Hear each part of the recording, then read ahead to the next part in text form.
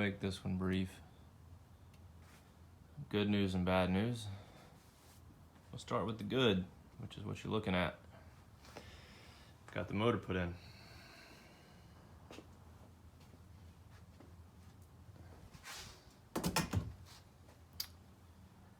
It wasn't too bad getting in. Did find out one thing. I'm not actually sure if the motor will drop in with bell housing because we had already taken it off when I figured this out, but originally these plates down here, the motor plates, that's a piece of angle iron, I had put those on the actual car's motor mounts and figured it would be easier to just set the motor on these and then move it around to find the holes, because these did not want to slip over this originally. Well, after attempting to lower the motor in with my big ass Canton oil pan, it will not clear this. You can't go far enough back because of the firewall, so we had to hoist the motor back up, pull these off, bolt them to the block, which is actually a good thing because these are Rod and Custom Mustang 2 front end, by the way, if anyone's curious. But the bolt holes on each side weren't quite right. I don't know if their plasma cutter just didn't take out enough material. I'm sure it's all CNC done, but I had to file the insides a little bit to allow the bolts to go in. They were just slightly off, very slightly. But they aren't powder coated, they're just epoxy, so it's not the coating thickness that did it. That epoxy is not that thick. But anyways, I guess from these being bolted onto this for so long, it held the form of the bushing and they just slipped in place. So it wasn't that bad. But we'd already pulled the bell housing off to try to add some clearance for the firewall, and it was a piece of cake to bolt it back up in the car. I just figured, why not have it all bolted up when I put it in. I did not drop it in with transmission, as you can see. I'll try to stab it after the fact. And I'm honestly somewhat afraid because I have no clue how much of a pain it's gonna be with this cross member thing. Because there's the transmission shifter hole, and you got about, I don't know, it's maybe 2 inches back before you hit that cross member. So I'm thinking what I'll have to do is take the transmission, bring the tail up, slip it above that bar, then bring the front up, then stab it. We'll get to that another day though. Got this fancy starter clocked. This is a powermaster, I believe it's powermaster infiniclock. It is a billet piece flange that bolts the block, and it has like a beveled edge ring on the back of it with 2 Torx head screws, and you can loosen those and it allows you to rotate that mounting that mounting block any direction. It's quite nice. So that allowed me to clock it where my terminals are right there. Plenty of room on the block side. Let's see if I can get an angle for you here. Excuse the camera work. Can't tell if you can see it because I can't see my phone screen. But yeah, plenty of room. It I actually love this thing so far. It was super easy to clock. I did have to add the little shim in it. You have to check the depth from the mounting surface to the ring gear. It's supposed to be 3/4 of an inch. Mine was just shy, probably about a 32nd of an inch shy or something. Not, well, close to a 16th of an inch shy, but not quite. But it came with a little 16th of an inch shim ring. Installed that, piece of cake. That is what it looks like. Well, minus the square block. It's not square. I don't know if there's a picture of it. No, of course not. None of these. There it is. That's what it looks like, except powder coated. That's tile style ring. You see the little Torx heads on the ring that clamps it in place. Anyways, if anyone's curious, there's the part number. 9603 Powermaster. Someone sells it, you can get it cheaper elsewhere. I don't remember where I got it. Might actually order this bitch off of Amazon. Might have been super cheap there. Anyways, I did swap my temp sensors around. This is the Holley EFI's sensor. I moved it to here because I wasn't trusting of this crazy T setup I have to get an accurate temperature reading. I'd rather my gauge be a little bit off than my auto learning EFI. But it's just a stainless T, stainless male to male MPT, and then a straight MPT. I don't know if they make a 90 37 degree AN fitting that has like an 1/8 inch MPT on the top or back of it. That would be ideal. I'm gonna probably shop around and see if I can find something to eliminate, whatever the fucking word is. Get rid of this thing, because I don't really like the way this looks. If I had thought about it beforehand, before I powder coated this intake and bolted it in place, I would have drilled and tapped a hole somewhere, up here or here somewhere, and then just had a 90 coming off of this. Anyways, hindsight, too late now. But motor looks lovely in here. Plenty of room, except where I need it, which brings me to the bad news. These beautiful turbo headers that I got aren't gonna work.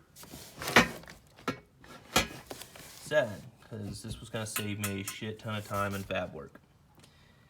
They don't bolt up because of this. Come to the other side since it's got the light. This control arm piece on the frame is what it hits on. It would probably hit on this frame rail too, but I'm not sure. I can't get down that low. But I even tried flipping it around, maybe thinking forward and up would work. They come up too high for one, so even if they did bolt up, they wouldn't work. It puts the V-band like way up here. Give you an idea. It'd be like in the hood. So that didn't work. And down and forward would be beautiful if they were a little bit closer to the block and came through this gap here. But they don't. I'm honestly not sure if any header setup is gonna work with this alternator. I might end up having to get the alternator style that mounts it like up here, which is gonna suck. Because I've already got, obviously, everything bolted up. These headers were a whole lot nicer than the shitty like on-3 style headers or the CX Racing or whatever they are, little China eBay specials, but that is probably what I'm gonna have to go with for now until I can get some custom headers made, which I probably won't bother with until I go all out, another motor build, twin turbo. Right now I'm just going with single and trying to do just a crossover in front and turbo mount probably here somewhere, that vicinity. Yeah, that's it. Gotta go header shopping, and I'm stuck with these unless somebody wants them from me. I want to say these things cost like somewhere between $200 and $300. They might be $200. I don't remember if they were $200 or if they were $250, something like that. Whatever, I'd be happy to get $200 at them because right now they're paperweights for me. I'm pretty sure they would work in a Fox body. They would probably work on the tubular style front end Mustang, or like the shit, I forgot his name. I can't want to say Alliston Chassis Works, something like that. I can't remember who it is, but they make amazing like pro touring chassis. Anyways, all right, done with this. This kind of ruined my night seeing those headers not fit up because I was really hoping to have those mocked up to get a feel for how they would fit, and I don't know why I wasn't expecting it. I should have been after seeing how tight it was against like this gap. Anyways, that's it for now. I'll come back when I have more update on the wiring, or maybe if I have the EFI mounted to the engine by then. Oh, one other predicament I ran into. So my bulkhead fitting has 4 12 gauges pins, and then a bunch of 16s and a bunch of 20s. Predicament I ran into is the Holley EFI sniper and some other toys I bought that are showing up Friday.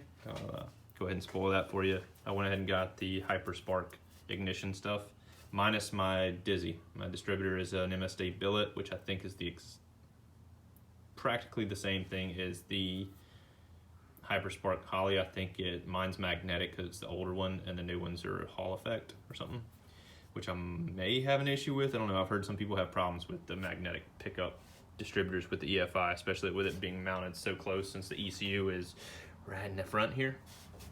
But anyways, the power lead and ground for the EFI sniper is like 12 gauge, and it's like a 5-foot cable because it's used to the battery being right here. The Hyperspark ignition box is also 12 gauge, I believe, and has about the same length cord. Holley instructions tell you to run the power and ground for both of those directly to battery, not to go to chassis ground, not to go to another 12-volt source. Run it directly to the battery. Now, if you know anything about electricity, length of wire adds resistance. When you extend the length of a wire, you have to go up in gauge size. They're already 12 gauge. My pins on this bulkhead are 12 gauge. I don't know if 12 gauge wire is the biggest size or if they're spec'd as being a 12 gauge compatible size pin. I'll have to see what wire size will actually fit into it to crimp. But I have two 12 gauges there, two 12 gauges on the ignition, 4 12 gauges there, and they will have to be up to 10 gauge to make the journey to the trunk. So what I'll most likely end up doing is jumping in some of those 16 pins and splicing them to make a larger cable essentially. And it'll all be crimped with, I've got some wire size or wire gauge adapter barrels that are for joining larger gauge to smaller gauge or for splicing in additional. But anyways, all that'll be heat shrinked and then covered with snakeskin like the nylon braid. But I just wanted to throw that out there. Curious if anyone else has done similar install, if they've had issues. I've heard several people say that they chassis ground the damn things and they have 0 issues. That ground technically goes directly to battery. However, I will be branching a cable off there to my engine block and also to my frame. So it will go to battery, but it will also be branching to other grounds. So I don't know if that'll work. If I can grab the ground right there, that'll save me, and I can run both. I can run 2 12 gauges to the sniper, 2 12 gauges to the ignition, and then of course my fans are a thing. I was originally going to use 2 of the 12 gauge, 1 for each fan, and because I'm running 14 gauge wire from back to front, and right now it's looking like I'm going to have to use 2 16 gauges to make that happen. Anyways, that's what I'm dealing with at the moment. If you have info for me, tips for me, ideas, whatever, drop a comment. If you're experiencing any of these things that I am, or if you have and you have tips, ideas, whatever, throw it out. And anybody that has done a turbo classic Mustang, the hell do you do for headers? Assuming you have this Mustang 2 setup that I do. Alright guys, thanks for watching. Later.